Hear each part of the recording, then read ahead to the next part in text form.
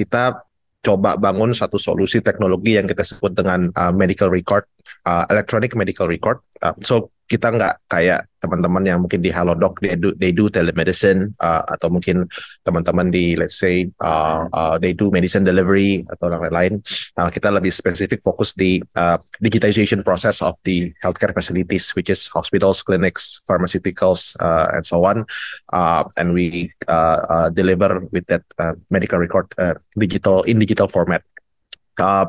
And in the company, I think we were started in 2017 ya, dan udah jatuh bangun, dan waktu pada invite saya untuk cerita dan sharing session, so I was quite excited karena kenapa gitu.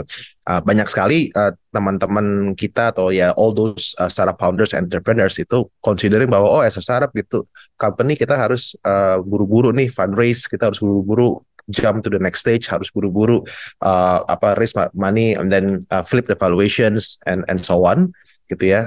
Tapi nggak selalu seperti itu. Itu harus punya faith bahwa every startup, every company has their own journey. Karena buat kita Zcare, kita termasuk yang late bloomers. Gitu, late bloomers. Ya tadi kita umurnya udah hampir 6 tahun ya, 5 sampai 6 tahun dan baru sampai series A. Gitu. Series A itu kan baru stage ketiga ya. Mungkin di awal kan angel investing and then seed series, mungkin ada pre-series, baru series A. Berarti baru step ketiga atau keempat. Padahal udah hampir 6 tahun gitu. So in that sense, no need to worry. Everything has their own path and journey and of course challenges and of course opportunities yang ada di masing-masing company-nya. Nah, sebelum lebih jauh, mungkin saya pengen kenalan dulu sama teman-teman semua. So I hope you guys can introduce yourself, nama, kemudian company-nya apa, and what kind of solutions that you guys are offering. Setelah kenal, baru kita akan discuss into few topics. Jadi saya akan sharing beberapa, satu di antaranya cerita saya waktu set up the company, lalu cerita saya waktu company udah mau bangkrut, terus cerita saya waktu restructuring the company, fine tune the business model, dan yang terakhir of course the fundraising game gitu, karena fundraising juga satu hal yang cukup menarik ya, dan itu butuh training dan butuh shape up all the skills on that sense juga. Tapi suka nggak suka as a business owner ya harus bisa fundraising selain manage bisnisnya. So I think kita akan cerita along the way. Hopefully it's gonna be the useful information for you guys. So please teman-teman perkenalkan diri dulu, dan kalau boleh show the video so kita bisa saling tatap muka. Thank you. Yuk, ada yang mau duluan untuk memperkenalkan diri? Teman-teman? Silakan. Atau langsung saya tunjuk aja kali ya. Mungkin dari tim Plana boleh? Oh, oke. Sebentar ya.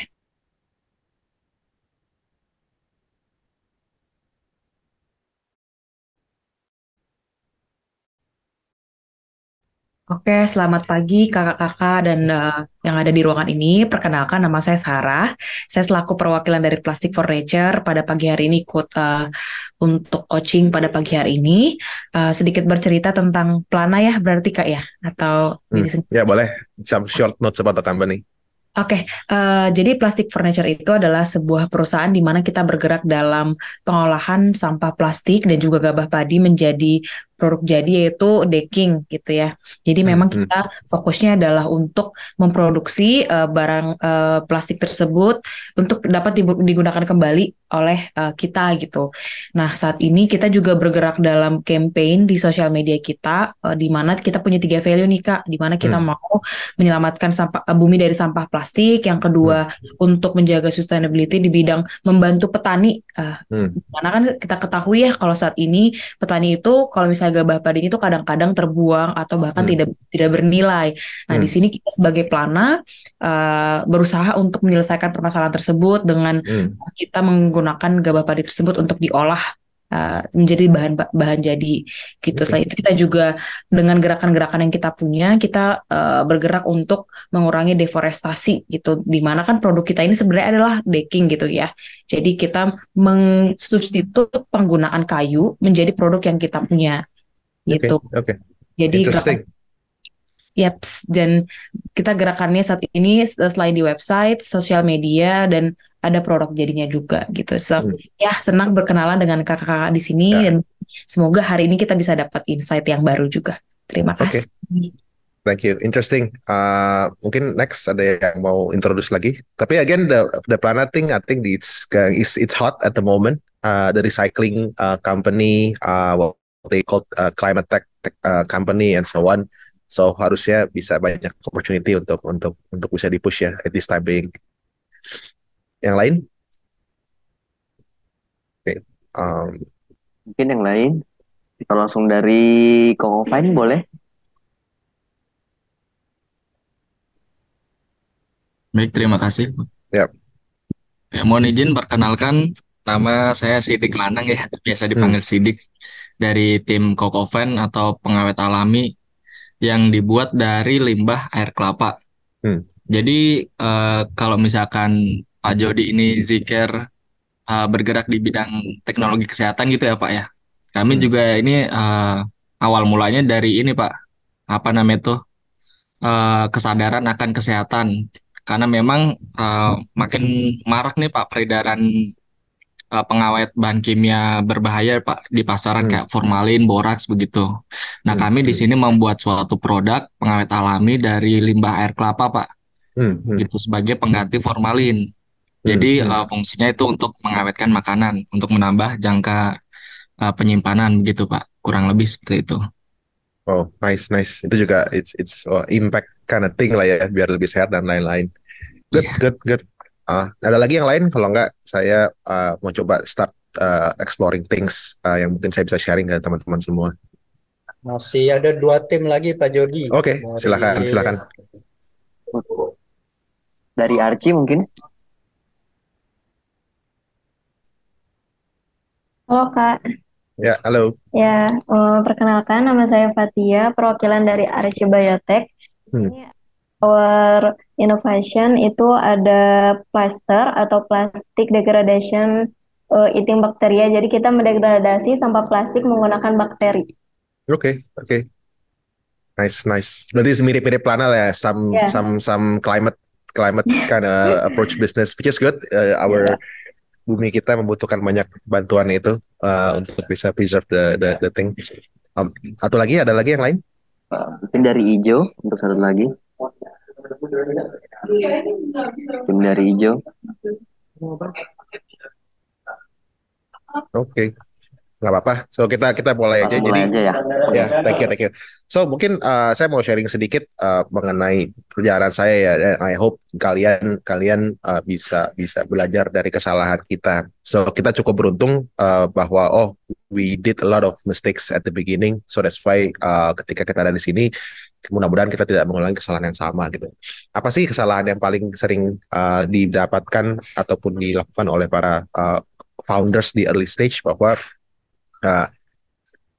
dengan tema what so called tech lah ya, startup itu harus ada tech flavornya gitu, karena that's where everyone will see. Oke, mungkin bisnis kalian slightly conventional, let's say kayak Kokopine, kita cuma jualan produk minyak pengawet dari bahan kelapa, atau let's say tadi Plana, kita jualan recycle plastik gitu. Tapi harus diingat bahwa kalau ada tech flavor apapun bentuknya, let's say kita ada some portals on the website to sell our product, kita ada some touch di let's say kita punya software untuk recordingnya di belakang atau apa. Nah, itu akan sangat jauh memberikan dampak positif di mata pasar, baik di customer maupun di investornya gitu. So because a lot of these early stage investors gitu ya, itu mandat mereka tuh harus ada tech flavornya gitu.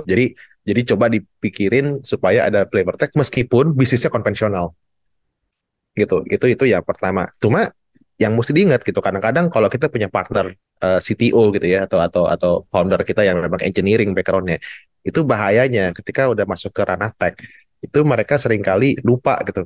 Karena di dalam tech itu semua bisa dibuat. It's just a matter of coding gitu. Semua bisa dibikin dari coding and programming. Tapi pertanyaannya gitu, yang kalian buat laku nggak di pasar? Bisa dijual nggak? Gitu. itu yang saya sering sekali dulu di awal-awal tuh berantem sama founders satu lagi gitu. Karena my two founders is a tech prodigy lah, mereka lulusan engineering tech yang luar biasa, nggak laku, tapi akhirnya waktu itu sering kali mereka mendominasi sehingga apa yang dibangun tuh ya idealismenya mereka gitu, tapi pasarnya mau beli nggak, udah butuh belum gitu. Nah itu yang teman-teman harus consider di awal, bahwa make sure whatever you build on the tech itu adalah hal yang bisa di commercialize. Karena at the end of the day, sekarang ini semua investor atau semua stakeholders itu melihat revenue yang di-generate. Kita sudah tidak lagi di era what we call easy money. Gitu. 2018 sampai 2021 itu all the investors were like splurging money very easy. Kita bisa ngopi dengan berbekal 1 sampai 3 slide, bisa salaman, oke, saya dapat 1 miliar rupiah. Money was so easy back then. Karena semua orang FOMO gitu. Wah, gue harus invest di tech nih, gue harus ini biar kayak Gojek, gue harus ini bisa ngelipat biar kayak Grab or whatever. Jadi all those high net worth individuals, all those investors, all those VC itu berlomba-lomba untuk splurge money. Tapi sekarang enggak gitu. Tadi kita mungkin dengar ada namanya tech winter, dari 1-2 tahun terakhir ini, bilang tech winter and everything. Ya sekarang lebih susah. Uang masih ada, ya kayak tadi Pak Davi sampaikan, ya kita baru close our series A, ya alhamdulillah. Tapi di situasi yang sangat menantang ini, mereka jadi lebih hati-hati. Mereka liatin benar tuh revenue-nya ada nggak, dia cek ke customer-nya, lu bayar berapa ke dia cek. Nah jadi make sure bahwa whatever the thing yang you guys are building itu bisa generate revenue as soon as possible, even though mungkin revenue hanya sekedar jualan via SMS gitu, for example, atau via WA group, tapi itu di-record di company-nya gitu. Because everything now is revenue driven valuations. Gitu. Itu yang hal yang saya mau sampaikan gitu. Nah yang kedua, when you guys set up the company, make sure you do everything very efficient gitu ya. Waktu itu kita juga sadar tuh, wah dapat dana funding dari angel investors 5 miliar atau $300,000 gitu kan. Wah lumayan nih, terus kita sewa kantor yang bagus, apa segala macam.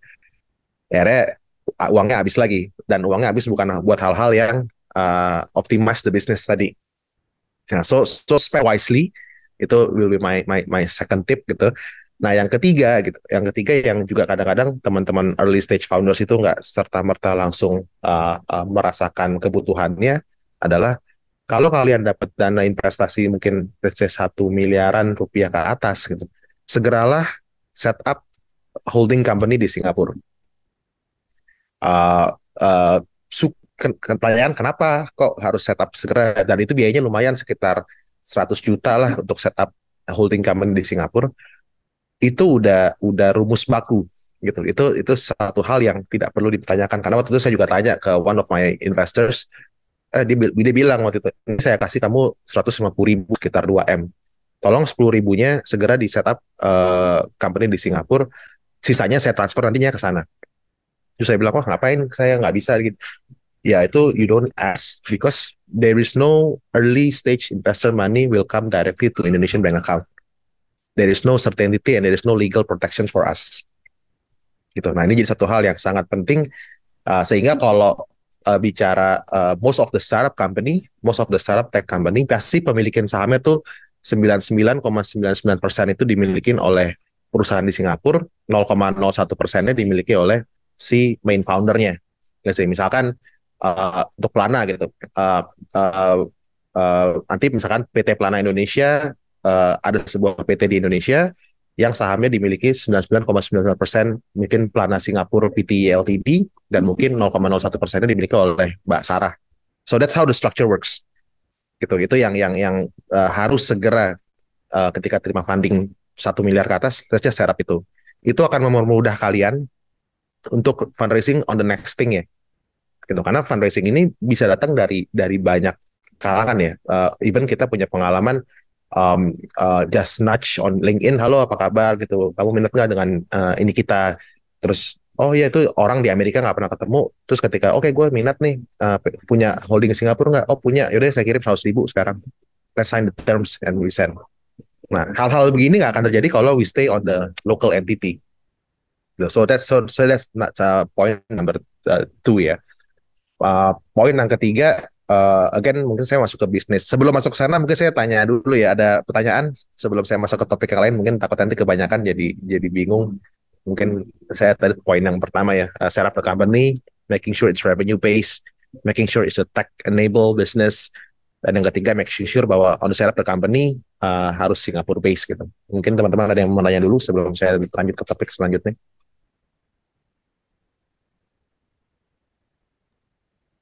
Saya mau nanya Pak, Ya, silakan. ini terkait dengan yang poin kedua tadi, apa namanya itu, holding company di Singapura gitu ya. Itu kalau misalkan pernah ada pengalaman teman saya tuh dihubungi sama orang luar gitu kan, katanya mau investasi begitu. Nah, bagaimana cara kita tahu kalau si investor ini tuh emang benar-benar apa namanya asli bukan penipuan gitu? Itu bagaimana ya Pak ya caranya Pak? Soalnya kalau antar online gitu kan kadang kita apa ya nggak tahu gitu loh, belum pernah ketemu tiba-tiba katanya mau invest, tertarik gitu kan. Terus juga berbagai macam apa namanya kata-kata yang menggiurkan gitu kan. Nah, makanya bagaimana cara meyakinkannya gitu. Mohon sarannya Pak. Nah, terima kasih. Sure. Thank you, Mas Sidik. Pertanyaannya. Jadi again di era teknologi ini dan era connectivity yang sangat luas dan tidak ada batasannya, the investor can come from any space. Mungkin di sebuah negara yang jauh di sana kita nggak pernah ketemu dan it happens. Cara yang pertama untuk menanggulangi itu ya let's see the background. Ya kan sekarang hampir semua orang punya profile LinkedIn ya as their professional credential. Gitu. Oh orang ini misalkan dia ex bankers misalkan, atau dia ex VC, atau dia ex direktur di sebuah perusahaan lain, atau dia ex investors, atau dia ex apa, kan pasti legit nih gitu kan. Lalu kalau misalkan udah lihat backgroundnya kan bisa dilihat di website masing-masing ya. Ini perusahaan apa sih? Ini perusahaan apa sih? Oh, ini kayaknya legit nih. Dia sekolah di mana sih? Misalkan gitu kan. Nah, yang terakhir tentunya cross check gitu. Nah, teman-teman nanti memang dalam perjalanannya itu juga harus katakanlah harus terkoneksi dengan market network, so-called market gitu. Jadi tahu siapa sekarang nih investor yang lagi punya duit dan yang lagi nggak punya duit. Gitu. Jadi so don't waste your time gitu. Kalau emang kita tahu misalkan kita sering banget juga di kontak sama satu VC via LinkedIn, kita mau ini dong kenalan, yang kontak juga mungkin posisinya masih junior, masih associate kan. Dan saya tahu ini kemarin VC ini udah mulai bangkrut nih karena semua portfolionya gagal semua. So ngapain saya spend 1 jam di situ ngomong ini itu, dan at the end of the day mereka juga nggak invest karena nggak ada duit. Di sisi lain kadang-kadang mereka juga suka ngelihat ini, pengen tahu pesaing, jangan-jangan mereka punya portfolio yang mirip, pengen tahu pesaingnya ngapain sih. Bilangnya pura-pura mau invest, padahal pengen tahu yang dilakukan apa sih, portfolio gue udah bikin itu belum ya, gitu. Nah ini yang juga mesti hati-hati, makanya tadi background checking itu penting, gitu ya. Atau kalau misalkan udah oke nih, kayaknya oke nih, gitu ya. Ya udah Pak, kapan kita mau susun term sheet-nya? Jadi term sheet itu adalah dokumen awal yang menunjukkan keseriusan. Gitu. Kalau term sheet-nya nggak tanda tangan, forget it. Kita pernah juga ada nego ini tuh kayak udah term sheet kapan tanda tangan? Ntar dulu ya Pak, ntar dulu, sampai sebulan nggak tanda tangan. Ujungnya saya bilang, lu jadi mau apa enggak? Kalau enggak bilang enggak, mau bilang mau. Gitu. Terus oh ya kita nggak jadi dulu ya karena alasannya ya your product is not ini ya. Akhirnya kan pasti kita dianggap salah karena pokoknya company lu kurang oke sehingga gue nggak mau invest. Ya udah it's okay, but cut the crap gitu. Jadi mungkin gitu sih Mas Sidik. Jadi benar-benar background checking, tanya kanan kiri, last one-nya ya udah langsung tanya, kalau Bapak mau valuasi saya sekian, misalkan valuasi saya $1 juta, ya udah ini term sheet-nya, mau saya bikin apa Bapak bikin term sheet-nya gitu. Jadi kalau term sheet tanda tangan biasanya nggak lama setelah itu masuk ke agreement, nggak lama setelah itu dananya cair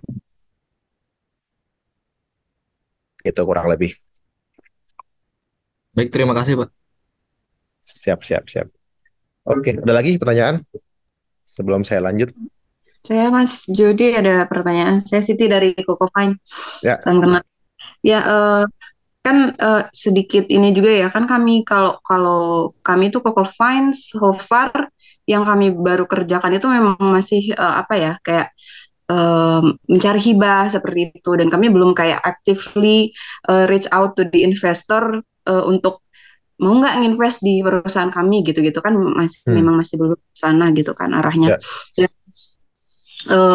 Yang karena yang menjadi apa ya, concern kami juga, memang kami kan tadi kan dibilang kan ini revenue proven valuation gitu, makanya kami kan belum ada gitu, maksudnya yang secara stabil gitu yang bisa kita ajukan gitu ke investor itu. Menurut Mas gimana ya? Oke, again, bukan tidak mungkin, gitu, bukan tidak mungkin, tapi tentu caranya berbeda. Saya mungkin cek materi ya, siapa tahu sekalian saya bisa masuk ke situ sebentar. Saya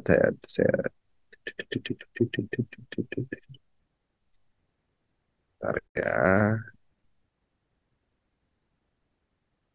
Nah, this one. Gitu. Ketika kita mau cari investor gitu, itu harus masuk ke dalam 4 kategori ini. Gitu.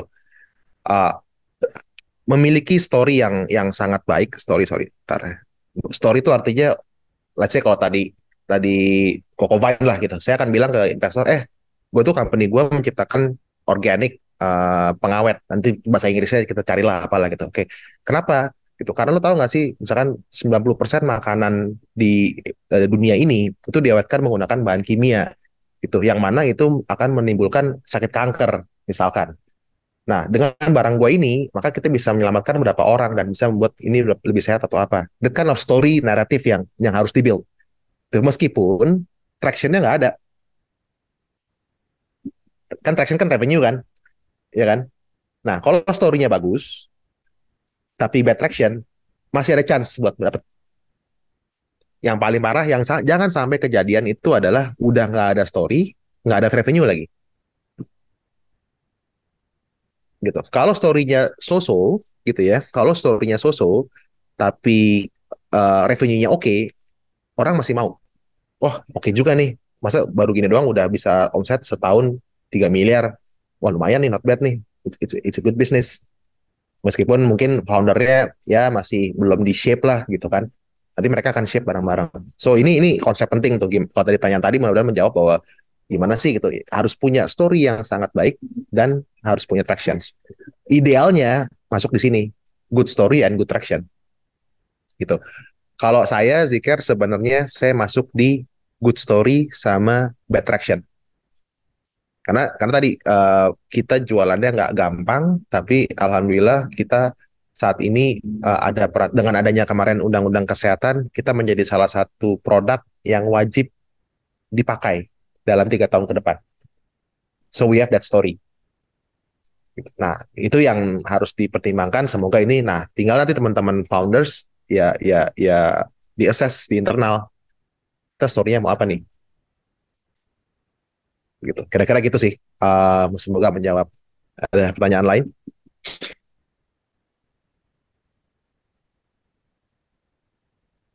Oke, kalau nggak ada, saya mungkin masuk ke next topik ya. Jadi again, tadi mungkin hari ini saya akan banyak masuk ke fundraising activity karena di company saya yang tugas saya itu do some the fundraising.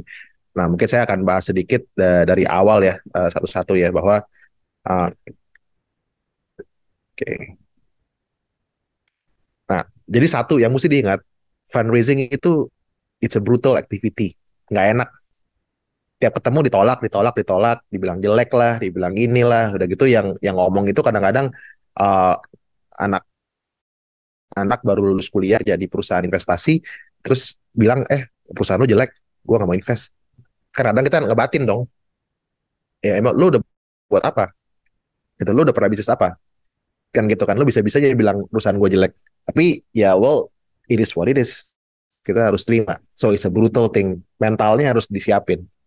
Dan itu adalah necessary skill, tadi saya bilang. Harus dikuasain skill ini untuk bisa scale up. Karena untuk bisa memperbesar perusahaan, pasti butuh resource capital. Nah, apa sih yang penting ketika disiapin? Tadi, satu adalah stage. Tahu posisi kita di mana. Mungkin I assume teman-teman di Ideation ini mostly adalah early stage ya, atau seed stage, dan lain-lain. Oke, Berarti kalau seed stage, kita mau ketemu investor yang mana? Harus tahu who fits the investment. Nggak mungkin sebuah company seed stage maju ke Tiger Global. Gitu. Tiger Global sekali nulis cek 100 juta, 150 juta. Nggak mungkin. Pasti kita kita ke investor misalkan let's say ke Ideation, ke Iterative, ke YC, ke GK Plug and Play, ke 500 Startups gitu. Investor-investor yang memang mulai dari tiket kecil. 100.000 sampai 500.000. Start dari situ. Nah, so do your research dan bikin list siapa investor-investor yang kita mau temuin. Oke. Nah, setelah itu baru story sama traction. Sama tentunya tim. Karena di early stage, yang orang lihat itu adalah sign concept, itu timnya. Are you the right fit? Kenapa harus lu yang bikin ini? Dan apakah lu bisa menguasai tadi produk pengawet dari kelapa? Nah, ini yang nanti diceritain. Beberapa kesalahan yang sering terjadi sehingga fundraising-nya gagal itu adalah berpikir bahwa investor itu sama. Again, harus pilih-pilih ketemu siapa kita. Harus do your research on the investor background so we fit the right one. Lalu tidak ada persiapan. Yang ketiga, nggak ada FOMO. FOMO ini penting nih. Misalkan nih, investor pertama kita pitching, kita presentasi, mereka ya we interest nih, yuk kita ini. Nah, begitu investor kedua ketemu, kalian bisa bilang bahwa yang itu udah mau nih, lo mau nggak? Gitu, karena perlu diingat bahwa problem itu kadang-kadang orang mikir, susah ya jadi founders, kita harus cari investor, cari duit segala macam, kita harus kerjain itu. Tapi kita mesti ingat juga, mesti tahu bahwa investor pun juga punya problem. Mereka bertugas untuk menyalurkan dana ini ke investasi yang tepat. Jadi kalau mereka diem, uang di deposito, itu mereka salah, mereka dimarahin. So they need to disburse. Sehingga ketika ada FOMO gitu, yang ini masuk sini, berarti ini bagus nih, gue jangan sampai ketinggalan, karena kalau nggak, uang gue nggak bisa gue cairin ke sana. Gitu. So apa namanya, harus creating FOMO itu ketika kita fundraising, harus building to FOMO. Dan yang terakhir adalah over optimizing. Over optimizing ini gini, misalkan kita merasa perusahaan kita tuh bagus banget, sehingga mungkin suatu hari investor nawar, mau nggak saya invest 10.000 buat 5%. Nggak mau, saya maunya 10.000 buat 1%, karena saya bagus banget. Nah, yang gini-gini biasanya agak susah, karena ya investor juga butuh upside bareng-bareng. Mereka invest, mereka butuh profit dong. Nah, sama, kita di invest juga kita mau tumbuh dong. So, harus mutual antara kita dengan investors. Nah, so that's the thing, kurang lebih itu ada 5 step gitu yang mesti dilakukan. Satu, persiapan, kemudian prosesnya menjalani aktivitas fundraising itu, dan terakhir closing. Nah, itu yang harus disiapin juga. Nah, persiapan apa sih yang dilakukan gitu? Yang pasti adalah ini boleh difoto kalau mau ya. Ini sebuah template nih. Di dalam deck yang dilakukan itu harus mencakup 9 faktor ini. Gitu. Jadi dan kalau bisa dan harus bisa, setiap poin cukup 1 slide. Jadi kalau bikin deck jangan lebih dari 10 slide sebisa mungkin. Dan ketika present jangan lebih dari 3,5 menit. Kenapa? Karena tadi ketika kita ketemu investor, dia itu ketemu company yang pitching ke dia sehari bisa 100 kali. Atau sehari bisa 100 terima proposal, mungkin yang ditemuin 10 atau 5 yang ditemuin presentasi. Kebayang kan, mereka juga burn out gitu. Jadi kita harus singkat, padat, jelas, dan get the hook. Kalau udah 1 menit membosankan, mereka oke. So put your best pitch di awal. Dan kalian punya waktu 3,5 menit untuk meyakinkan dia go to the next step. Oke. Gimana sih caranya gitu ya? Tadi practice. Nah, kalau mau fundraising, tolong susun misalkan minimal 50 calon investor yang minta ketemuin. Dimulai dari yang kira-kira paling susah. Karena kita tahu pasti ditolak. Tapi kan kita belajar, berproses. Presentasinya udah lancar.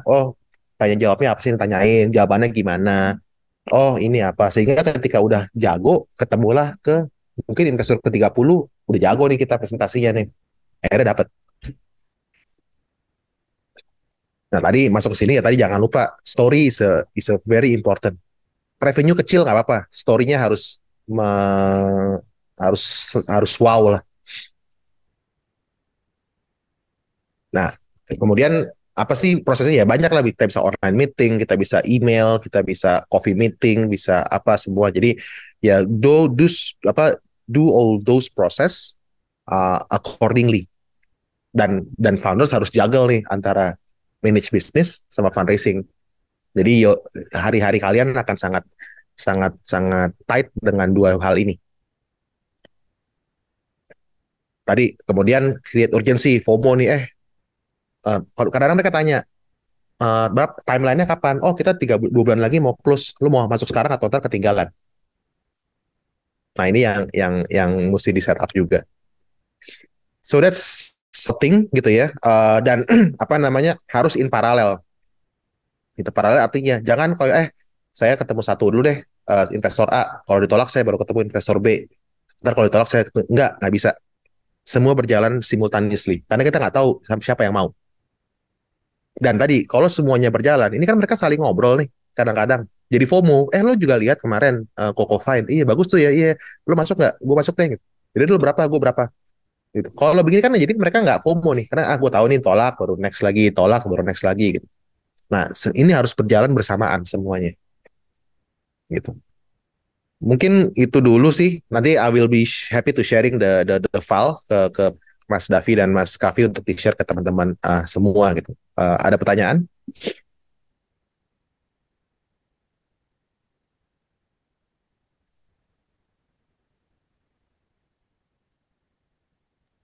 Yuk teman-teman yang mau tanya terkait yang tadi.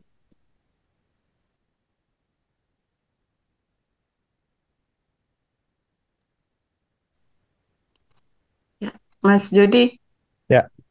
Ya, boleh cerita nggak gimana waktu Zikir itu waktu pas awal-awal mulai terus coba reach out tuh siapa yang pertama gitu, terus nyari listnya gimana gitu loh. Saya belum terbayang soal-soal kayak gitu. Oke. Iya, waktu di awal-awal sebenarnya Zikir yang datang ke kita. Kebetulan kita waktu itu memang mewakili satu perusahaan investasi, terus kita invest dan saya ditugaskan untuk duduk di board di situ gitu. Dan jadi part of the co-founders. Setelah itu baru agak suffer tuh perjalanan awal ya. Jadi kita memang ya tadi kita juga did a lot of mistakes. Kita ya yang pasti kan bikin deck juga berantakan, panjang-panjang bisa 25 halaman gitu ya. Terus ya udah go show aja, tanya teman, lo kenal nggak investor, lo kenal nggak ini, lo kenal siapa, gue bisa nggak invest pitching ke sana. Kita terus ikut event-event, kan suka ada event startup gathering, investor speed dating, tech conference gitu. Ya be at that event untuk kenalan, karena kita kebetulan saya juga datang dari latar belakang yang bukan siapa-siapa gitu. Saya nggak punya luxury connection atau apa. Jadi ya kita harus terjun ke sana untuk kenalan, ngobrol apa namanya, terus pelajarin nih orang-orang ini kok kayaknya kebanyakan ini ya, kalau ngomong tuh dicampur-campur, ada bahasa Inggrisnya. Ya udah, kita juga ini ya gelling dengan gaya itu, mau gimana, orang mereka ngomongnya begitu semua. Ya udah, jadi kalau ngomong ya partial English, partial Indonesian, karena mungkin investornya rata-rata nih mostly dari sekolah lulusan luar negeri atau apa. Ya udah itu terus pelajarin juga apa namanya track record rata-rata yang diinvest tuh, misalkan apa yang jadi misalkan X company mana atau apa. Nah kalau kita nggak punya luxury item itu, ya kita harus lebih outstanding berarti presentasinya kan gitu. Nah terus setelah itu kita list, ada emailnya, ada apa. Nah kebetulan juga kalau di LinkedIn tuh suka banyak tuh kayak ini investor list nih sama emailnya gitu. Ya udah kita blind shoot aja, gue dari ini, bikin kayak satu paragraf pendek yang paragraf pitching ya. Oke, halo, nama saya ini, saya founder dari apa namanya Coco Fine. Coco Fine adalah perusahaan pembuat ini yang akan bertujuan ini dengan total potensi seperti ini. Ini decknya ya, let me know kalau lo ada interest, ada waktu untuk kita mungkin setup meeting 30 menit online. Ya udah tembak-tembakin, nanti ada yang balas, boleh deh kita setup gitu. Baru start. Jadi everything should be done to get you connected to the investors, apapun caranya gitu. Nanti ada ya, tapi again ketika kita present ditolak, biasanya mereka kalau yang baik ngasih input, oh lo begini begitu begini begitu gitu, karena kenapa gue tolak karena lo begini begitu. Nah udah, nanti dari input itu saya sama teman-teman inilah refleksi gitu, maksudnya bener nggak ya gitu ya, ini gimana nih. Ya udah, terus nah sehingga tadi saya bilang kenapa kita selalu bilang journey gitu, karena dalam perjalanannya itu akan merubah dan membentuk perusahaan dan juga individu di dalamnya untuk semoga menjadi a better shape. Harus lebih open mind gitu. Kadang-kadang kalau kita idealis enggak nih, nah itu yang susah, karena gimana marketnya maunya begitu gitu. Nah contoh kayak kayak kita dulu kesalahan kita juga, karena saya tadi bilang tag-nya mau dibikin lebar banget, maksudnya semua bisa.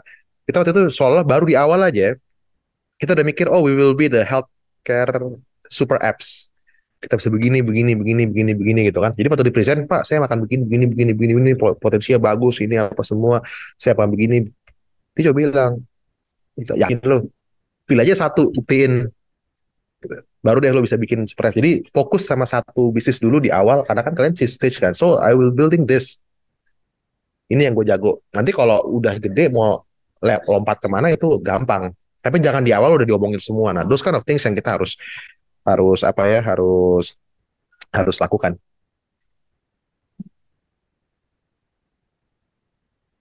Gitu sih. Ada lagi pertanyaan lain? Kak, aku mau nanya. Ya, silakan.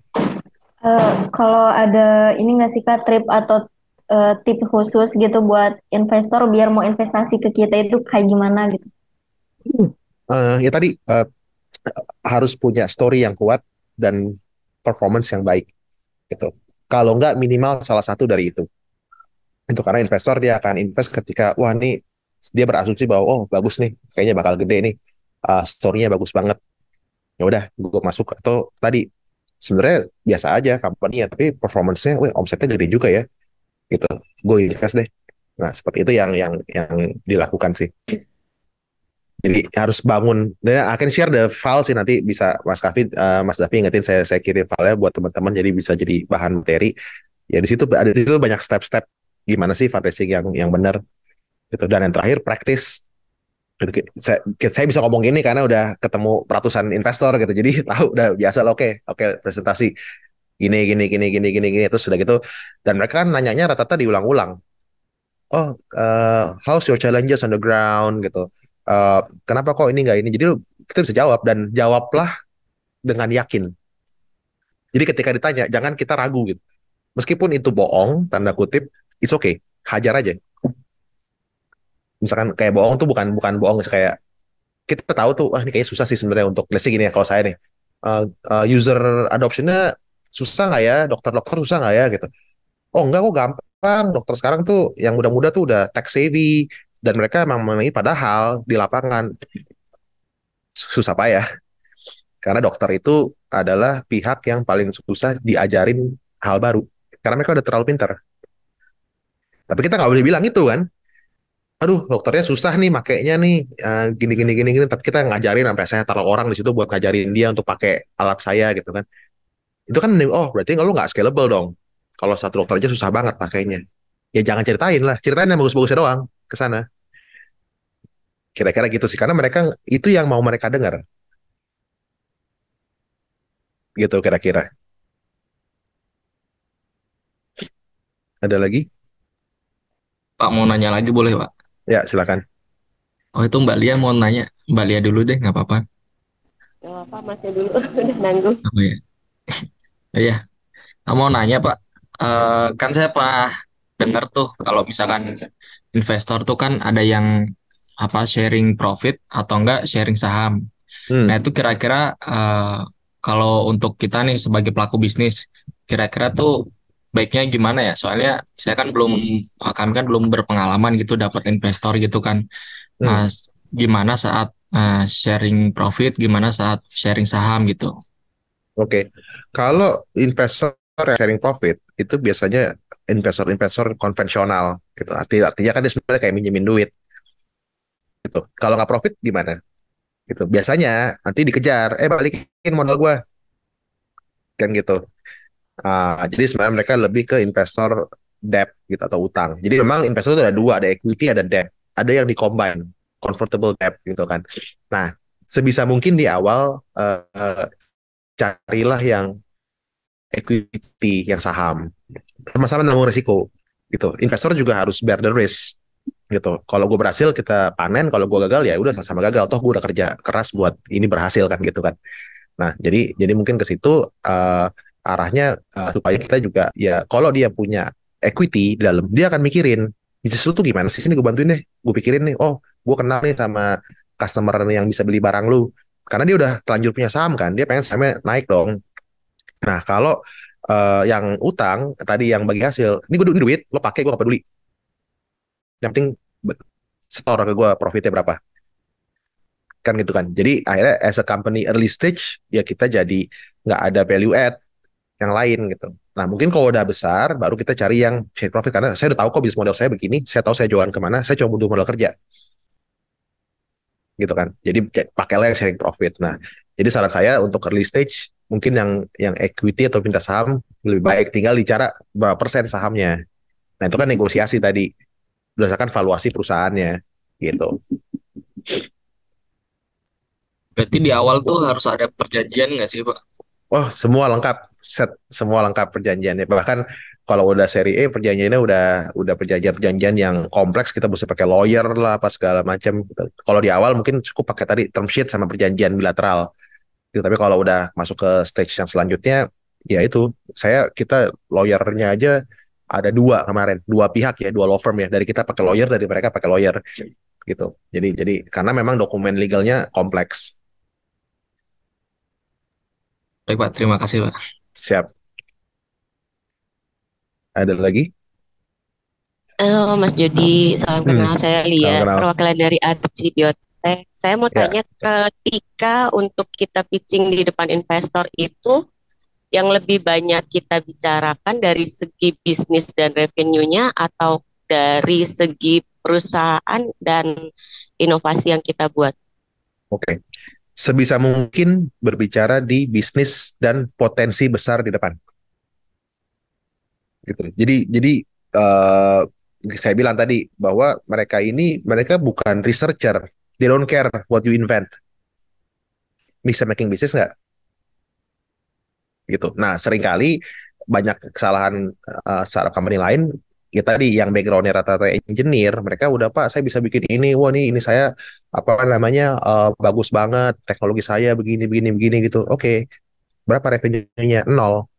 Oke, tar dulu deh. Tapi kalau kita, Pak, saya sekarang nggak punya revenue, tapi saya punya ini, tapi coba lihat deh pasarnya, ini gede banget Pak. Gitu. Dengan alat ini kita bisa jualan ke 10 juta pelanggan dengan nilai sekian. Jadi itu yang mesti didorong gitu, topik-topik mengenai bisnis dan how big is the potential. Gitu. They don't care about alat kita yang bisa inilah, bisa itulah gitu. At the end of the day, contoh lah gitu, paling gampang saya sering ngomong tuh contoh kayak Nikola Tesla gitu. Kurang hebat apa? Menciptakan arus listrik segala macam dengan, tapi at the end of the day dia meninggalnya dalam keadaan miskin. Gitu. Sedangkan lawannya General Electric gitu ya, hanya mengcopy punya Tesla, dirubah dikit, lalu dia tapi bisa bisa jualan. Dan sampai sekarang company-nya jadi one of the biggest company di dunia. Kan gitu kan. Nah, at the end of the day, itu yang mau investor lihat. Jadi bicaralah pitching mengenai bisnis dan potensi-potensi besarnya ke depan. Sehingga mereka tadi FOMO, wah kalau gue nggak masuk nih, nanti gue kehilangan kesempatan nih. Gila nih potensinya gede banget. Gitu. Nih, seperti itu sih. Oke, jadi lebih dikedepankan potensi untuk bisnis ke depannya gitu ya, Yes. dibandingkan dengan penjelasan dengan inovasi yang kita punya, apa segala macamnya gitu ya. Yes. Oke, baik. Terima kasih jawabannya Mas Jody. Sama-sama.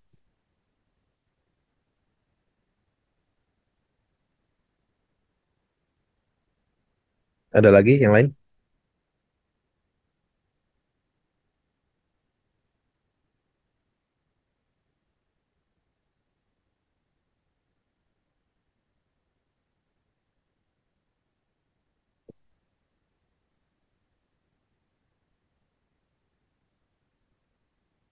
Oke.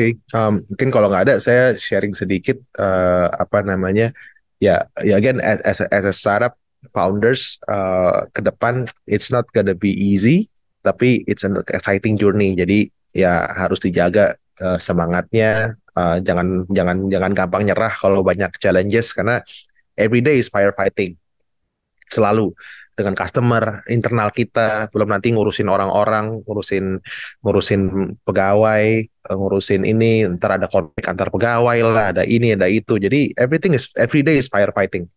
Gitu. Ntar ada politik kantor lah, yang ini nggak suka sama si ini, sehingga mengganggu deliverable ke klien lah, ke customer. Nah ini yang kalian harus bisa selesaikan. Tapi secara mindset, although it's very challenging, secara mindset harus punya mindset bahwa semua pasti ada solusinya. Be a problem solver mindset.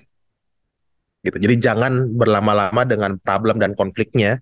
Segera beberapa menit, oke, problemnya apa? Oke, pilihan opsi gue apa? Oke, gue ambil lagi ini, let's solve it. Gitu. Jadi harus bisa lebih taktikal karena tadi kalau nggak cepat itu di belakang nunggu banyak problem-problem lain. Baik sisi customer, bisnis, fundraising, tech, internal organizations dan lain-lain. Jadi mungkin itu my final message lah for you guys. So good luck. Semoga sukses dan semoga juga bisa terus tumbuh.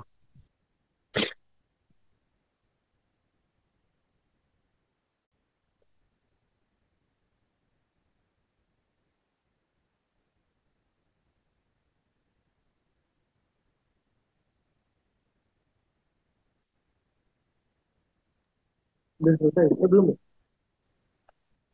Oke. Mungkin itu Mas Kavi dari saya Mas. Nanti saya sisa share sih ininya, materinya buat di-share ke teman-teman semua. Oh gitu. Oke, baik. Terima kasih untuk Bapak Jody. Mungkin ada tambahan dari Pak Davi? Sudah sih, saya harap sih semoga nih materinya bisa diterima dengan baik. Nanti ke depannya juga minggu depan kita masih ada coaching, tinggal 2 tahap lagi. Jadi siap-siap minggu depan dan mungkin yang terakhir kita agak mundur mungkin ke awal-awal Oktober kali ya. Mungkin dari saya itu saja. Pak Jody, terima kasih banyak nih atas sharingnya hari ini. Menurut saya keren sekali. Semoga bisa berguna nih bagi kita semua. Siap. Thank you Mas Davi, thank you Mas Kavi, thank you guys semua. Good luck on the journey. Terima kasih semuanya. Terima kasih Pak Jody. Thank you Pak Jody. Sama-sama. Terima kasih Pak Jody.